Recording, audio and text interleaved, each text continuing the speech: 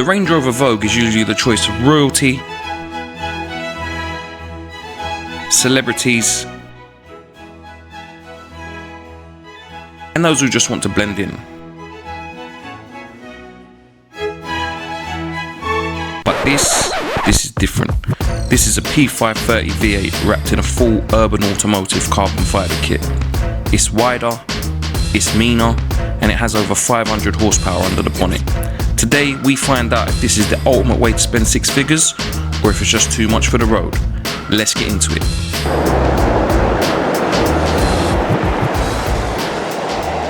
Right, first let's talk about the presence of this car. Urban Automotive doesn't just add parts, they totally redesign the attitude of the car. Up front, they've got a totally redesigned front bumper with them huge air intakes and carbon fibre, and it's got Nolden DRLs built into the front bumper. And the carbon fibre isn't just a wrap, it's actual real carbon fibre. Obviously, if you're expecting to pay £75,000 from a kit from Urban, you're going to expect it to be real carbon fibre. But this one has been specced with the carbon fibre, full carbon fibre front bonnet, and then it's been wrapped around the edges and just leaves some of the carbon exposed, which I think gives it a nice touch, nice look of the car, and it just totally brings everything else together. And at the rear, it's got a carbon fibre rear diffuser with aluminium exhaust tips, which gives it a nice touch, looks a lot more aggressive than the standard Range Rover Vogue. And at the sides, it's got carbon fibre side skirts as well. And at the rear, it's got a more aggressive boot spoiler, which I think also adds a nice touch to it.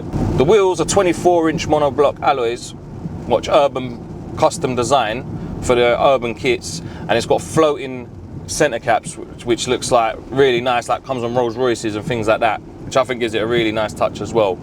And Urban has also fitted the wide track kit, so you can see the flared arches on it, which make it look aggressive as well. I just love everything about this kit. This is Urban really outdone themselves when they've done this Range Rover Vogue. I think this makes it look much more expensive, much better in my opinion.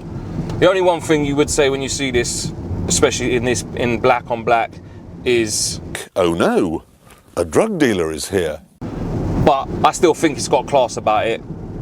It looks totally, it's a really beautiful car.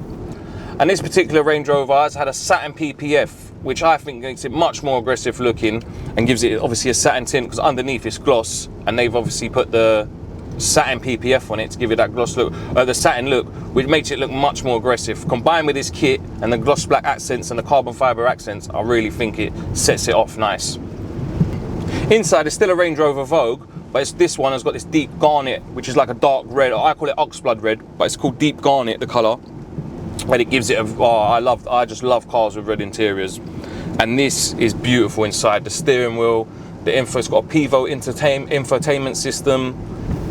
This is just a nice place to be. Now the main thing I like about this particular Range Rover is this is the P530, which comes with the 4.4 litre V8 twin turbo, which is derived from BMW's M5, X5M and X6M. Hopefully it gives it a bit more reliability as well, because Range Rovers ain't known for their reliability, but this having a BMW engine, this should be spot on now.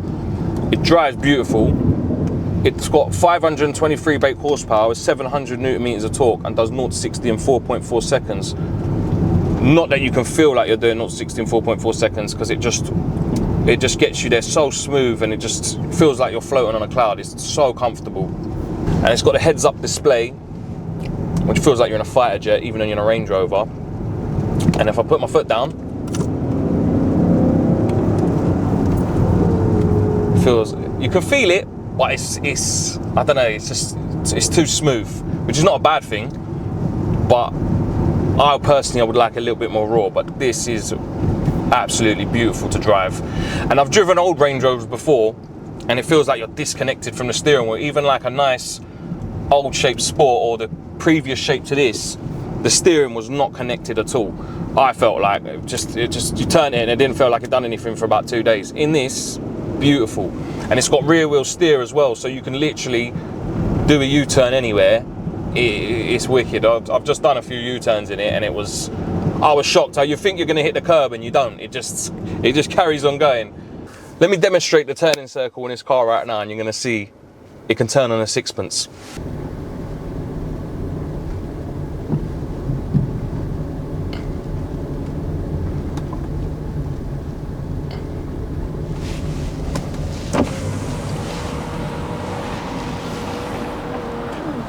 Now that's what I call a turning circle. Better than a black cab. I've driven a diesel one of these, a D350, which was nice, but I didn't feel like it went anywhere.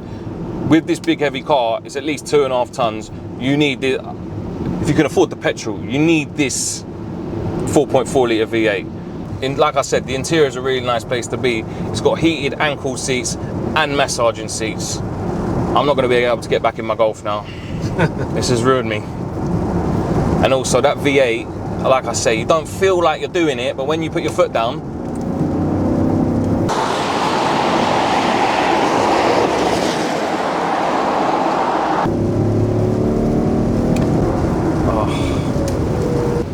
oh, that V8, oh. But I want to ask the people at home, what are you choosing? This, or a Urus, or a Bentayga, or a Cullinan? I'll be honest with you, it's a hard choice for me. I do like performance and I do like a Urus, but this, do you know what it is? It's the wheels, the carbon, everything. This is just, the interiors are just, yeah, I don't know. This has changed my mind a bit on what I would have had before on an SUV. Now I've driven this one. Like I say, when I drove the diesel one, I wasn't too impressed. But this with a V8, I would like to put an exhaust system on this though. Put some pops and bangs on it. So I can go down South End and rev it.